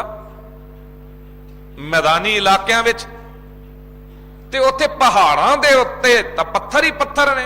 हुण पानी तां बहुत थल्ले होवेगा, पर मालक वाहिगुरु जी ने कमाल की है, ऐसा तरीका वरते है कि सब समान।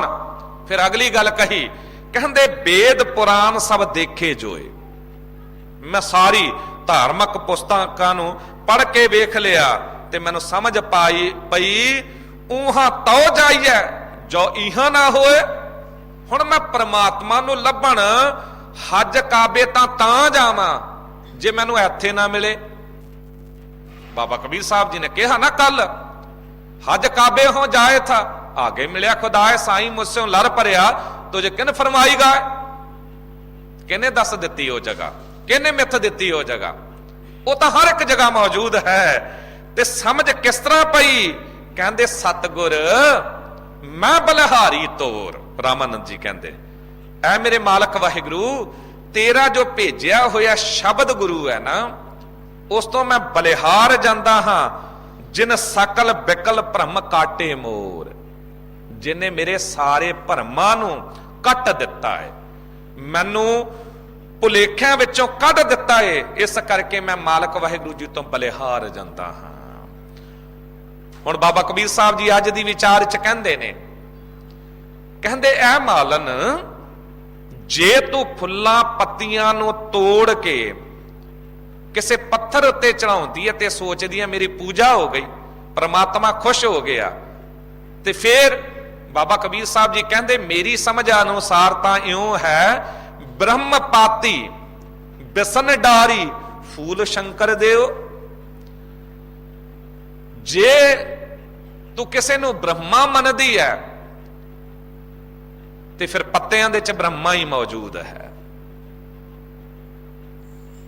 बिसन डारी, जे तू विष्णु नूं मनदी है फिर इउं समझ कि जिहड़ियां डालियां ने ना, इन्हां च विष्णु ही मौजूद है। फूल शंकर देओ, फुल्लां दे विच शंकर मौजूद है। क्योंकि जे किते तू देवतावां दी गल करदी है ते फिर इन्हां तो वड्डा देवता होर कोई नहीं हो सकदा। क्योंकि दरख्त आप जिंदा ने, परमात्मा आप उन्हां विच भी वसिया होया है, ते जिथे परमात्मा वसिया होया है ते दूजे पासे उन्हां नूं तोड़ के, जींदियां नूं तोड़ के ते तू पत्थर नूं खुश करन दी कोशिश करें, इउं परमात्मा खुश नहीं हुंदा। की किसे दी निंदा कर रहे ने बाबा कबीर साहब जी? बिल्कुल नहीं। किसे धर्म उत्ते अटैक कर रहे ने? बिल्कुल नहीं। गल समझा रहे ने। इस गल नूं बड़े सौखे शब्दां च इउं समझ सकदे हो तुसीं। बाबा कबीर साहब जी कहंदे विखावा नहीं करना, भी तू पूजा करन दे कर्म कांड करदा है, पर की तैनूं पता है जो बाबा रविदास जी ने गल कही है, कहंदे दूध तां बछड़ा थनों बिटारियो, फूल भवर जल मीन बिगारियो। जे तू दुध चढ़ाउण जांदा है, तैनूं ये पता नहीं कि उस गां दे च भी परमात्मा आप मौजूद है। ओदी पूजा लई जे किते तू बहुता विखावा करदा है, तुसीं वेखदे हो कई वारी ना विखावे इतने को हो जाते ने, साडे विच भी आ गए ने। सुचम रखनी है, ये पानी पीना है, वो पानी नहीं पीना, इस तरह करना है, उस तरह करना है, फलाने दे भांडे च नहीं खाना है। हाँ ठीक है, शरीर नूं इशनान कराउणा है, गंदगी तो रहत रहना है, साफ सुथरा रहना है। पर जे तू सोचे कि शरीर नूं 10 वारी नवा लिया ते मन धोता जाएगा, यह नहीं हो सकता। जे मन धोवै कोए वाली गल नहीं बनेगी। कहंदे मन नूं धोण लई तां तैनूं फिर परमात्मा दा नाम जपना पैना है। हुण बाबा कबीर साहब जी की समझा रहे ने? यही तां समझा रहे ने। कई वारी धर्म मंदिरां दे विचों, मंदिर होवे, मस्जिद होवे, गुरुद्वारा होवे, चर्च होवे, कई लोग बाहरला विखावा बड़ा करते ने। वो नहीं नहीं ये इस तरह नहीं करना, तुहानू की पता है, पहला ये जड़ा ना सामने पानी ये पैर धो फिर ऊपर जाओ। कोई बुराई नहीं, चंगी गल है। इसे गल लई बनाए गए ने भी पैर धोते जान ਤੇ ਸਾਫ਼ ਸੁਥਰੇ ਤਰੀਕੇ ਨਾਲ ਤੁਸੀਂ ਅੰਦਰ ਆਓ। ਪਰ ਇਹ ਵੀ ਤਾਂ ਵੇਖ ਲਓ ਕਿ ਕਿਤੇ ਐਸਾ ਤੇ ਨਹੀਂ ਕਿ ਉਹ ਪਾਣੀ ਇਤਨਾ ਜ਼ਿਆਦਾ ਗੰਦਾ ਹੋ ਚੁੱਕਿਆ, ਚੱਕੜ ਰੂਪ ਹੋ ਗਿਆ, ਹੁਣ ਪੈਰ ਪਹਿਲਾਂ ਸਾਫ਼ ਸਨ ਸਗੋਂ ਉਹਦੇ ਚ ਪਾਏ ਤੇ ਹੋਰ ਗੰਦੇ ਹੋ ਗਏ। ਤੇ ਫਿਰ ਬੰਦਾ ਉੱਥੋਂ ਹੀ ਗੰਦੇ ਪਾਣੀ ਦਾ ਚੁੱਲ੍ਹਾ ਲੈ ਕੇ ਪੀ ਰਿਹਾ, ਆਪਣੀ ਅੰਨੀ ਸ਼ਰਧਾ ਦਾ ਪ੍ਰਗਟਾਵਾ ਕਰ ਰਿਹਾ, ਕਹਿੰਦੇ ਸਗੋਂ ਬਿਮਾਰ ਹੋ ਜਾਵੇਗਾ। ਇਹਨਾਂ ਕਰਮਕਾਂਡਾਂ ਤੋਂ ਬਚਾਇਆ। ਇੱਕ ਪਾਸੇ ਤੂੰ ਸਾਫ਼ ਸੁਥਰੇ ਹੋਣ ਦੀ ਗੱਲ ਕਰਦਾ ਹੈ, ਦੂਜੇ ਪਾਸੇ ਮੌਕਾ ਲੱਗਣ ਤੇ ਇਹੋ ਜਿਹੇ ਕਰਮਕਾਂਡ ਵੀ ਕਰ ਲੈਂਦਾ ਹੈ। ਦੂਜੇ ਨੂੰ ਕਹਿੰਦਾ ਤੂੰ ਸਾਫ਼ ਸੁਥਰਾ ਨਹੀਂ ਹੈ, ਤੂੰ ਇਸ਼ਨਾਨ ਨਹੀਂ ਕੀਤਾ।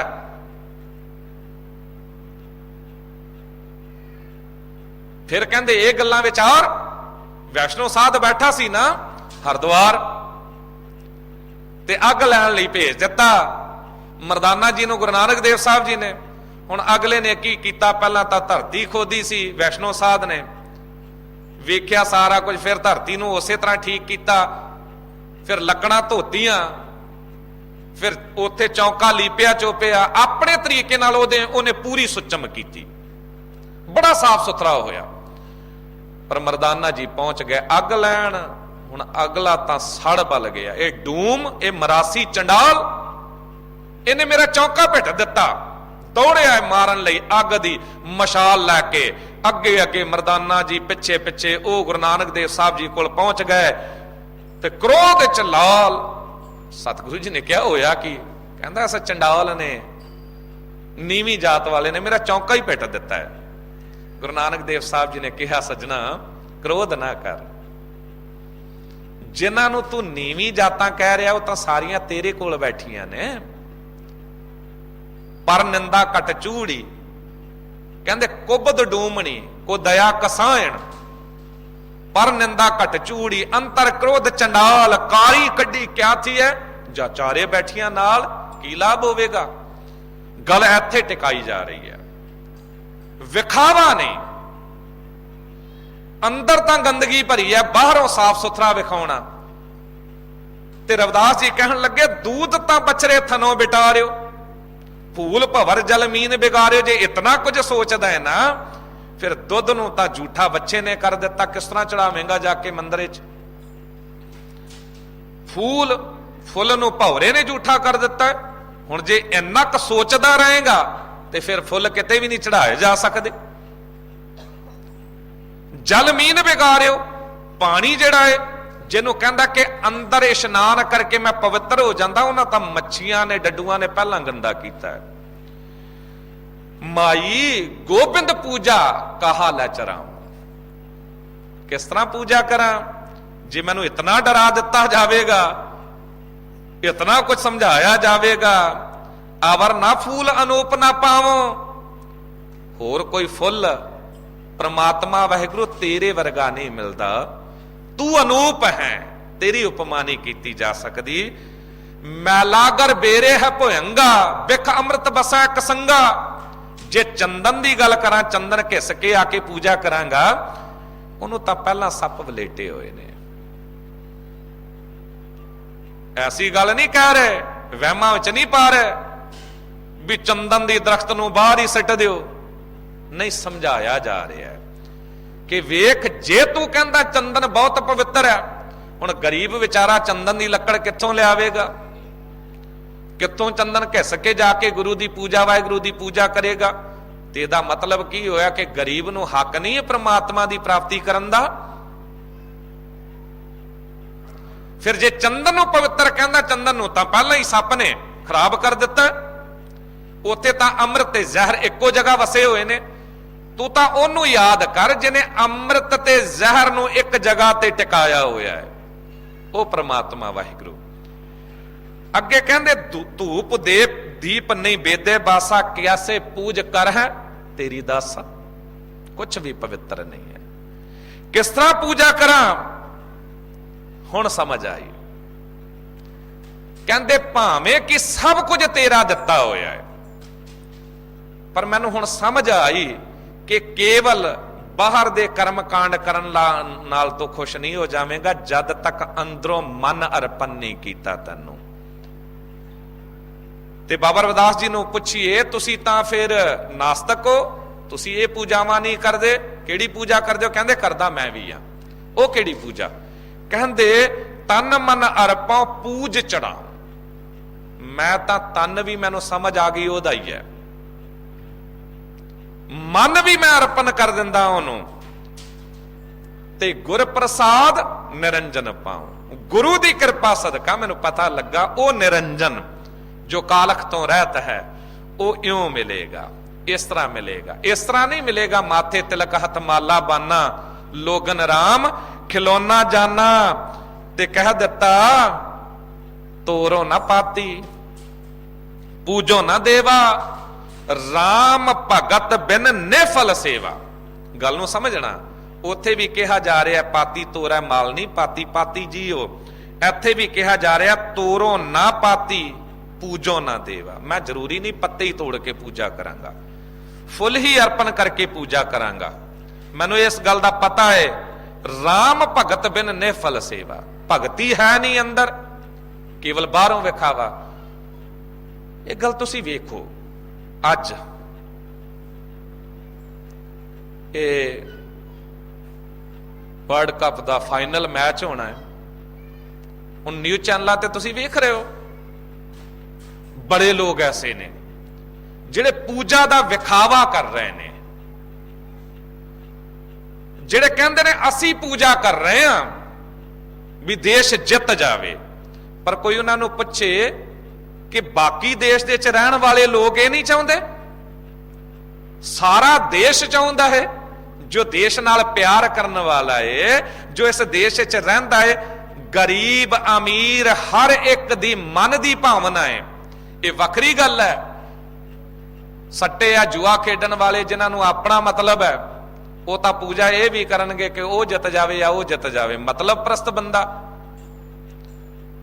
ਪਰ ਕੀ ਤੁਸੀਂ ਸੋਚਦੇ ਹੋ, ਜੇ ਕਿਤੇ ਵਿਚਾਰ ਕਰਕੇ ਵੇਖੋ, ਅਸਦ ਅਰਦਾਸਾਂ ਪ੍ਰਾਰਥਨਾ ਦੁਆਵਾਂ ਉਹ ਨਹੀਂ ਕਰ ਰਹੇ ਜੋ ਨਿਊਜ਼ ਚੈਨਲਾਂ ਤੇ ਵਿਖਾਵਾ ਕਰਕੇ ਆਪਣੇ ਆਪ ਨੂੰ ਵਿਖਾ ਰਹੇ ਨੇ। ਉਹ ਤਾਂ ਕੇਵਲ ਇਹ ਵਿਖਾਵਾ ਕਰ ਰਹੇ ਨੇ ਕਿ ਅਸੀਂ ਦੁਨੀਆ ਨੂੰ ਨਜ਼ਰ ਆ ਜਾਈਏ ਵੀ ਅਸੀਂ ਪੂਜਾ ਕਰ ਰਹੇ ਹਾਂ, ਪਰ ਅਸਲ ਅੰਦਰ ਦੀ ਭਾਵਨਾ ਉਹਨਾਂ ਦੀ ਹੈ ਜੋ ਦੇਸ਼ ਨਾਲ ਪਿਆਰ ਕਰਦੇ ਨੇ। ਉਹਨਾਂ ਦੀ ਸੱਚਾਈ ਦੀ ਅਰਦਾਸ, ਉਹ ਵਿਖਾਵਾ ਨਹੀਂ ਕਰਦੇ। ਬਾਬਾ ਕਬੀਰ ਸਾਹਿਬ ਜੀ ਕਹਿੰਦੇ ਬਿਲਕੁਲ ਇਉਂ, ਮੈਂ ਵਿਖਾਵੇ ਵਾਲੀ ਗੱਲ ਨਹੀਂ ਕਰਦਾ, ਵਿਖਾਵੇ ਵਾਲੀ ਪੂਜਾ ਨਹੀਂ ਕਰਦਾ, ਮੈਂ ਤਾਂ ਉਹ ਪੂਜਾ ਕਰਦਾ ਜੋ ਅੰਦਰੋਂ ਭਾਵਨਾ ਦੀ ਪੂਜਾ ਹੈ। ਭਾਵਨਾ ਦੀ ਪੂਜਾ ਕੀ ਹੈ? ਸਤਿਗੁਰੂ ਜੀ ਕਹਿੰਦੇ ਮਨ ਸੰਪਟ ਜਿਤ ਸਤ ਸਰ ਨਾਮਣ, ਭਾਵਨ ਪਾਤੀ ਤ੍ਰਿਪਤ ਕਰੇ। ਹੁਣ ਤੁਸੀਂ ਵੇਖ ਲਓ ਕਿਹੜੇ ਪੱਤੇ, ਕਿਹੜੀਆਂ ਪੱਤੀਆਂ ਅਰਪਣ ਕਰਨੀਆਂ ਨੇ? ਕਹਿੰਦੇ ਭਾਵਨਾ ਦੀਆਂ ਪੱਤੀਆਂ ਅਰਪਣ ਕਰਦਾ। ਮਨ ਨੂੰ ਸੰਪਟ ਬਣਾ ਲੈਂਦਾ ਉਹ ਅਸਥਾਨ ਜਿੱਥੇ ਪਰਮਾਤਮਾ ਨੂੰ ਟਿਕਾਉਣਾ ਹੈ। ਗੁਰੂ ਨਾਨਕ ਦੇਵ ਸਾਹਿਬ ਜੀ ਨੇ ਇੱਕ ਗੱਲ ਬੜੀ ਕਮਾਲ ਦੀ ਕਹੀ, ਜਿੱਥੇ ਕਿਹਾ ਨਾ ਥਾਪਿਆ ਨਾ ਜਾਏ ਕੀਤਾ ਨਾ ਹੋਏ, ਆਪੇ ਆਪ ਨਿਰੰਜਨ ਸੋਏ। ਹੈਰਾਨ ਹੋਇਆ ਵੀ ਸਤਿਗੁਰੂ ਜੀ ਨੂੰ ਇਹ ਗੱਲ ਕਿਉਂ ਕਹਿਣੀ ਪਈ। ਉਹ ਕਹਿ ਰਹੇ ਨੇ ਪ੍ਰਮਾਤਮਾ ਵਾਹਿਗੁਰੂ ਕਿਸੇ ਦੇ ਥਾਪਿਆ ਨਹੀਂ ਜਾਂਦਾ, ਬਣਾਇਆ ਨਹੀਂ ਜਾਂਦਾ, ਆਪਣੇ ਆਪ ਤੋਂ ਆਪ ਬਣਿਆ। ਕਿਉਂ ਕਹਿਣਾ ਪਿਆ? ਇਸ ਕਰਕੇ ਕਹਿਣਾ ਪਿਆ ਕਿ ਗੁਰੂ ਨਾਨਕ ਦੇਵ ਸਾਹਿਬ ਜੀ ਵੇਖਦੇ ਨੇ, ਬਾਬਾ ਕਬੀਰ ਸਾਹਿਬ ਜੀ ਵੀ ਵੇਖਦੇ ਨੇ ਵੀ ਇੱਕ ਬੰਦਾ ਜਾਂਦਾ ਹੈ, ਉਹ ਪੱਥਰ ਦੀ ਮੂਰਤ ਕਢਵਾ ਕੇ ਭਗਵਾਨ ਬਣਵਾਉਂਦਾ ਹੈ, ਫਿਰ ਉਹ ਕਹਿ ਵੀ ਦਿੰਦਾ ਹੈ, ਤੁਸੀਂ ਕਹਿੰਦੇ ਆ ਵੇਖੋਗੇ ਲੋਕਾਂ ਨੂੰ ਵੀ ਇਹ ਮੂਰਤ ਮੈਂ ਬਣਵਾ ਕੇ ਲਿਆਇਆ, ਇਹ ਭਗਵਾਨ ਮੈਂ ਬਣਵਾਇਆ ਹੈ। ਹੁਣ ਗੁਰੂ ਨਾਨਕ ਦੇਵ ਸਾਹਿਬ ਜੀ ਕਹਿੰਦੇ ਹੈਰਾਨਕੁਨ ਗੱਲ ਹੈ, ਬੰਦਾ ਭਗਵਾਨ ਨੂੰ ਬਣਾਉਂਦਾ ਹੈ ਜਾਂ ਭਗਵਾਨ ਬੰਦੇ ਨੂੰ ਬਣਾਉਂਦਾ ਹੈ? ਜੇ ਬੰਦਾ ਭਗਵਾਨ ਨੂੰ ਬਣਾਉਂਦਾ, ਬੰਦੇ ਦੀ ਫਿਤਰਤ ਹੈ, ਅੱਜ ਬਣਾਵੇਗਾ ਕੱਲ ਤੋੜ ਵੀ ਦੇਗਾ, ਮਿਟਾ ਵੀ ਦੇਗਾ।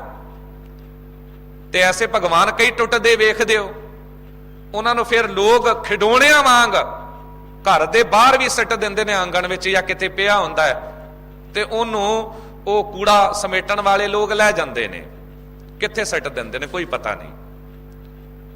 ਗੁਰੂ ਨਾਨਕ ਦੇਵ ਸਾਹਿਬ ਜੀ ਕਿਸੇ ਦੀ ਬੁਰਾਈ ਹੱਦ ਤੱਕ ਨਹੀਂ ਕਰਦੇ। ਉਹ ਕਹਿੰਦੇ ਨੇ ਹੈਰਾਨਗੀ ਦੀ ਗੱਲ ਹੈ, ਬੰਦਾ ਭਗਵਾਨ ਨੂੰ ਬਣਾ ਰਿਹਾ, ਭਗਵਾਨ ਬੰਦੇ ਨੂੰ ਬਣਾ ਰਿਹਾ, ਤੇ ਫਿਰ ਉਹੀ ਬੰਦਾ ਕਹਿੰਦਾ ਹੈ ਮੈਂ ਇਹ ਭਗਵਾਨ ਬਣਾ ਕੇ ਲਿਆ ਤੇ ਇਹਨੂੰ ਅਸਥਾਪਿਤ ਵੀ ਮੈਂ ਕਰ ਰਿਹਾ, ਇਹਨੂੰ ਜਗ੍ਹਾ ਮੈਂ ਦੇ ਰਿਹਾ, ਇਹਨੂੰ ਥਾਪ ਰਿਹਾ। ਇਉਂ ਥਾਪ ਰਿਹਾ ਜਿਸ ਤਰ੍ਹਾਂ ਕਿਸੇ ਪਿੰਡ ਦਾ ਕੋਈ ਸਰਪੰਚ ਬਣਾਉਣਾ ਹੁੰਦਾ ਹੈ, ਅੱਜ ਬਣਾਇਆ ਤੇ 2 ਸਾਲਾਂ ਬਾਅਦ ਹਟਾ ਵੀ ਦਿੱਤਾ। ਕਹਿੰਦੇ ਅੱਜ ਤੂੰ ਬਿਠਾਵੇਂਗਾ ਉੱਚੀ ਜਗ੍ਹਾ ਤੇ ਵਾਹਿਗੁਰੂ ਨੂੰ, ਕੱਲ ਖਿੱਚ ਵੀ ਲਾਏਗਾ। ਪਰ ਉਹ ਵਾਹਿਗੁਰੂ ਪ੍ਰਮਾਤਮਾ ਕਿਸੇ ਦੇ ਬਣਾਇਆ ਨਹੀਂ ਬਣਦਾ। ਇਹ ਗੱਲ ਹੁਣ ਬਾਬਾ ਕਬੀਰ ਸਾਹਿਬ ਜੀ ਨੇ ਵੀ ਖੋਲੀ ਆ ਅੱਜ ਦੀ ਵਿਚਾਰ ਚ, ਜੋ ਅੱਗੇ ਕਹਿੰਦੇ ਨੇ ਪਾਖਾਨ ਗੱਡ ਕੈ ਮੂਰਤ ਕੀਨੀ। ਬਾਬਾ ਕਬੀਰ ਸਾਹਿਬ ਜੀ ਕਹਿ ਰਹੇ ਨੇ, ਕਹਿੰਦੇ ਕਿਸ ਤਰ੍ਹਾਂ ਭਗਵਾਨ ਨੂੰ ਬਣਵਾਇਆ, ਪੱਥਰ ਨੂੰ ਘੜ ਕੇ ਮੂਰਤ ਬਣਾਈ। ਘੜਨ ਵਾਲੇ ਨੇ, ਪੱਥਰ ਘੜਨ ਵਾਲੇ ਨੇ ਕਿਸ ਤਰ੍ਹਾਂ ਘੜਿਆ, ਪਾਖਾਨ ਗੱਡ ਕੈ ਮੂਰਤ ਕੀਨੀ, ਦੇ ਕੇ ਛਾਤੀ ਪਾਉ। ਉਹਨੇ ਛਾਤੀ ਉੱਤੇ ਪੈਰ ਰੱਖਿਆ ਤੇ ਫਿਰ ਹਥੌੜੀ ਛੇਣੀ ਦੇ ਵਾਰ ਕੀਤੇ। ਪਾਖਾਨ ਗੱਡ ਕੇ ਮੂਰਤ ਕੀਨੀ, ਦੇ ਕੇ ਛਾਤੀ ਪਾਉ। ਜੇ ਮੂਰਤ ਸਾਚੀ ਹੈ ਤਾਂ ਗੜਨ ਹਾਰੇ ਖਾਓ। ਦੇਖੋ ਕੈਸਾ ਬਚਨ ਕਿਹਾ, ਕਹਿੰਦੇ ਗੜਨ ਹਾਰੇ ਖਾਓ। ਜਿਸ ਸੰਗ ਤਰਾਸ਼ ਨੇ ਮੂਰਤ ਨੂੰ ਘੜਿਆ, ਉਹਨੇ ਕਿਸ ਤਰ੍ਹਾਂ ਘੜਿਆ, ਪੱਥਰ ਦੀ ਛਾਤੀ ਉੱਤੇ ਪੈਰ ਧਰਿਆ, ਹਥੌੜੀ ਛੈਣੇ ਦੇ ਵਾਰ ਕੀਤੇ। ਜਿਹਨੇ ਇਤਨੀ ਬੇਅਦਬੀ ਕੀਤੀ, ਬਾਬਾ ਕਬੀਰ ਸਾਹਿਬ ਜੀ ਕਹਿੰਦੇ ਜੇ ਕਿਤੇ ਇਹ ਪ੍ਰਮਾਤਮਾ ਹੁੰਦਾ, ਭਗਵਾਨ ਹੁੰਦਾ ਤਾਂ ਪਹਿਲਾਂ ਉਹਨੂੰ ਸਜ਼ਾ ਦਿੰਦਾ, ਜਿਹਨੇ ਇੰਨੀ ਬੇਅਦਬੀ ਕੀਤੀ ਹੈ। ਦੇਖੋ ਸਮਝਾਉਣ ਦਾ ਤਰੀਕਾ ਹੈ ਕਿ ਪ੍ਰਮਾਤਮਾ ਵਾਹਿਗੁਰੂ ਬੰਦੇ ਦੇ ਅੰਦਰ ਵੀ ਮੌਜੂਦ ਹੈ।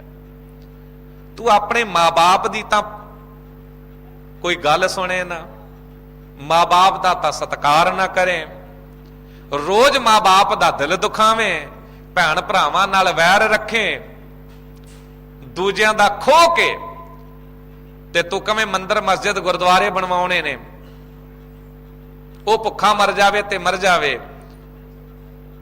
ਗੁਆਂਢੀ ਨੂੰ ਤਾਂ 2 ਪ੍ਰਸ਼ਾਦੇ ਵੀ ਨਹੀਂ ਦੇਣੇ, ਪਰ ਦੂਜੇ ਪਾਸੇ 2 ਕਰੋੜ ਵੀ ਖਰਚ ਕਰ ਦੇਣੇ ਨੇ, ਕੋਈ ਬੁਰਾਈ ਨਹੀਂ। ਦਸਵੰਧ ਕੱਢਣਾ, ਗੁਰੂ ਦਰਬਾਰਾਂ ਦੀ ਸੇਵਾਵਾਂ ਵੀ ਇਉਂ ਹੀ ਹੁੰਦੀਆਂ ਨੇ, ਇਸ ਤੋਂ ਬਿਨਾਂ ਨਹੀਂ।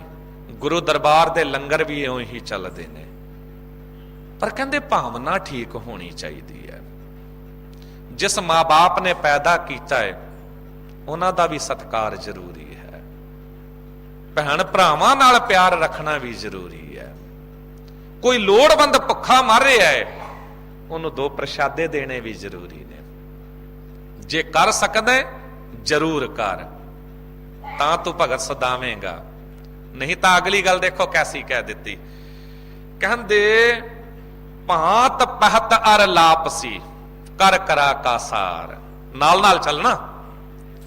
ਬਾਬਾ ਕਬੀਰ ਸਾਹਿਬ ਜੀ ਕਿਸ ਤਰ੍ਹਾਂ ਗੱਲ ਸਮਝਾ ਰਹੇ ਨੇ। ਭਾਤ ਪਹਤ ਅਰ ਲਾਪਸੀ, ਭਾਤ ਭਤ ਚੌਲ, ਪਹਤ ਦਾਲ, ਲਾਪਸੀ ਲੱਪੀ ਪਤਲਾ ਕੜਾਹ। ਜਿਸ ਤਰ੍ਹਾਂ ਆਪਾਂ ਕੜਾ ਪ੍ਰਸ਼ਾਦ ਬਣਾਉਂਦੇ ਆ ਨਾ, ਇੱਕ ਪਤਲੀ ਇਸ ਤਰੀਕੇ ਦੀ ਉਹ ਲੱਪੀ ਬਣਾਈ ਜਾਂਦੀ ਹੈ, ਤੇ ਕੀ ਹੁੰਦਾ ਹੈ, ਇਹ ਬਣਾ ਕੇ ਕਰ ਕਰਾ ਕਾਸਾਰ, ਕਰ ਕਰਾ ਕਾਸਾਰ ਖਸਤਾ ਪੰਜੀਰੀ ਨੂੰ ਕਿਹਾ ਹੈ। ਇਹੋ ਜੀਆਂ ਵਸਤੂਆਂ ਬਣਾ ਕੇ ਤੇ ਲੈ ਕੇ ਗਿਆ। ਹੁਣ ਕਿਸੇ ਪੱਥਰ ਦੇ ਸਾਹਮਣੇ ਰੱਖ ਦਿੱਤੀਆਂ, ਉਹਨੇ ਤਾਂ ਖਾਣਾ ਨਹੀਂ ਹੈ। ਬਾਬਾ ਕਬੀਰ ਸਾਹਿਬ ਜੀ ਕਹਿ ਰਹੇ ਨੇ, ਭਾਂਤ ਪਹਿਤ ਅਰ ਲਾਪਸੀ, ਕਰ ਕਰਾ ਕਾਸਾਰ, ਭੋਗਨ ਹਾਰੇ ਭੋਗਿਆ, ਇਸ ਮੂਰਤ ਕੈ ਮੁਖ ਛਾਰ। ਉਹ ਤਾਂ ਪੁਜਾਰੀ ਖਾ ਗਿਆ, ਉਹ ਤਾਂ ਉੱਥੇ ਬੈਠੇ ਪੰਡੇ ਖਾ ਗਏ। ਪੂਜਾ ਦੇ ਧਨ ਬਾਰੇ ਨਾ ਸਾਨੂੰ ਵੀ ਬੜਾ ਸਮਝਾਇਆ ਗਿਆ ਹੈ। ਜੋ ਰਹਿਤਨਾਮਾ ਹੈ ਨਾ, ਬੜੇ ਕਮਾਲ ਦੇ ਬਚਨ ਕਹੇ ਨੇ। ਭਾਈ ਦੇਸਾ ਸਿੰਘ ਜੀ ਨੇ, ਕਹਿੰਦੇ ਰਹਿਤਵੰਤ ਸਿੰਘ ਹੈ ਜੋਈ, ਕਰ ਉਪਾਏ ਧਨ ਖਾਟੇ ਸੋਈ। ਕਹਿੰਦੇ ਉਹ ਕਿਰਤ ਕਰਦਾ ਹੈ, ਜੋ ਰਹਿਤਵਾਨ ਸਿੰਘ ਹੈ ਨਾ, ਉਹ ਮਿਹਨਤ ਕਰਦਾ ਹੈ, ਕਿਰਤ ਕਰਦਾ ਹੈ, ਤੇ ਕਿਰਤ ਕਰਕੇ ਤਾਂ ਹੀ ਕਰ ਘਰ ਨਾ ਘਰ ਕੋ ਨਿਰਭੈ ਹੈ। ਕਹਿੰਦੇ ਉਹ ਤਾਂ ਘਰ ਦਾ ਕਾਰ ਵਿਹਾਰ ਮਿਹਨਤ ਕਰਕੇ ਜੋ ਕਮਾਈ ਹੁੰਦੀ ਹੈ ਨਾ, ਉਹਦੇ ਨਾਲ ਘਰ ਪਰਿਵਾਰ ਦਾ ਗੁਜ਼ਾਰਾ ਕਰਦਾ ਹੈ। ਪੂਜਾ ਭੂਲ ਨਾ ਕਬ ਹੋਊਗਾ ਹੈ, ਪੂਜਾ ਦਾ ਧਨ ਜ਼ਹਿਰ ਹੈ, ਪੂਜਾ ਦੇ ਧਨ ਨੂੰ ਉਹ ਨਹੀਂ ਖਾਂਦਾ। ਆਮ ਤੌਰ ਤੇ ਤੁਸੀਂ ਵੇਖੋ ਪੂਜਾ ਦਾ ਧਨ ਕੀ ਹੈ। ਪੂਜਾ ਦਾ ਧਨ ਉਹ ਹੈ ਜੋ ਗੁਰੂ ਨੂੰ ਅਰਪਣ ਹੋਇਆ ਹੈ, ਜੋ ਮੰਦਰ ਮਸਜਿਦ ਦੇ ਵਿੱਚ ਉਸ ਧਰਮ ਦੇ ਕਾਰਜਾਂ ਲਈ ਆਇਆ ਹੈ। ਤੇ ਹੱਕ ਕੀ ਹੈ? ਜੇ ਕਿਸੇ ਮੰਦਰ ਦੇ ਵਿੱਚ ਕੋਈ ਪੁਜਾਰੀ ਹੈ, ਕਿਸੇ ਮਸਜਿਦ ਦੇ ਵਿੱਚ ਕੋਈ ਮੌਲਾਨਾ ਹੈ, ਕਿਸੇ ਗੁਰਦੁਆਰੇ ਦੇ ਵਿੱਚ ਕੋਈ ਗ੍ਰੰਥੀ ਹੈ, ਉਹਨੂੰ ਉਹਦਾ ਹੱਕ ਮਿਲਦਾ ਹੈ। ਉਹਦੀ ਸੇਵਾਵਾਂ ਦੇ ਬਦਲੇ ਸੰਗਤ ਵੱਲੋਂ ਜੋ ਉਹਨੂੰ ਮਿਲਦਾ ਹੈ ਉਹ ਉਹਦਾ ਆਪਣਾ ਹੈ। ਪਰ ਉਹਦੇ ਲਈ ਵੀ ਜੇ ਮਿਹਨਤ ਕਰ ਰਿਹਾ ਹੈ, ਜੇ ਸੇਵਾਵਾਂ ਕਰ ਰਿਹਾ ਹੈ, ਤਾਂ ਉਹ ਵਧੇਗਾ ਫਲੇਗਾ, ਨਹੀਂ ਤੇ ਉਹ ਵੀ ਜ਼ਹਿਰ ਬਣ ਜਾਵੇਗਾ। ਪੂਜਾ ਦੇ ਧਨ ਨੂੰ ਖੈਰ ਜ਼ਹਿਰ ਕਿਹਾ ਗਿਆ ਹੈ। ਇੱਥੇ ਤਾਂ ਬਾਬਾ ਕਬੀਰ ਸਾਹਿਬ ਜੀ ਨੇ ਕਹਿ ਦਿੱਤਾ, ਇਸ ਮੂਰਤ ਕੇ ਮੁਖ ਛਾਰ, ਕਹਿੰਦੇ ਦੂਜੇ ਹੀ ਖਾ ਜਾਂਦੇ ਨੇ ਕਈ ਵਾਰੀ। ਹੁਣ ਤੇ ਜ਼ਰੂਰੀ ਨਹੀਂ ਧਾਰਮਿਕ ਪੱਖ ਤੋਂ ਉਹੀ ਜਿਹੜੇ ਧਰਮ ਮੰਦਰਾਂ 'ਚ ਬੈਠੇ ਨੇ, ਉਹੀ ਬਾਹਰੋਂ ਵੀ ਬੜੇ ਲੋਕ ਨੇ ਜਿਸ ਗੱਲ ਤੇ ਨਜ਼ਰ ਰੱਖਦੇ ਨੇ, ਕਿਤੋਂ ਵੀ ਮਿਲੇ ਸਹੀ ਖਾਓ। ਇੱਥੇ ਕਿਹਾ ਜਾ ਰਿਹਾ, ਮਾਲਨ ਭੂਲੀ ਜਗ ਭੁਲਾਨਾ, ਹਮ ਭੁਲਾਨੇ ਨਾਹੀਂ। ਬਾਬਾ ਕਬੀਰ ਸਾਹਿਬ ਜੀ ਕਹਿੰਦੇ ਮਾਲਨ ਭੁੱਲੀ ਹੈ, ਜਗ ਵੀ ਭੁੱਲ ਗਿਆ, ਜਗਤ ਦੇ ਲੋਕ ਵੀ ਭੁੱਲੇ ਹੋਏ ਨੇ, ਵੀ ਜਿੱਥੇ ਵੇਖਿਆ ਉੱਥੇ ਮੱਥਾ ਟੇਕ ਦਿੱਤਾ। ਜੋ ਹੋਰ ਲੋਕ ਕਰ ਰਹੇ ਨੇ, ਜੇ ਕਾਲੀ ਬਿੱਲੀ ਨੂੰ ਕੋਈ ਦੁੱਧ ਪਿਵਾ ਰਿਹਾ, ਕਾਲੀ ਗਾਂ ਨੂੰ ਦੁੱਧ ਪਿਵਾ ਰਿਹਾ, ਤੇ ਉਹਨਾਂ ਨੇ ਵੀ ਪਿਵਾਉਣਾ ਸ਼ੁਰੂ ਕਰ ਦਿੱਤਾ।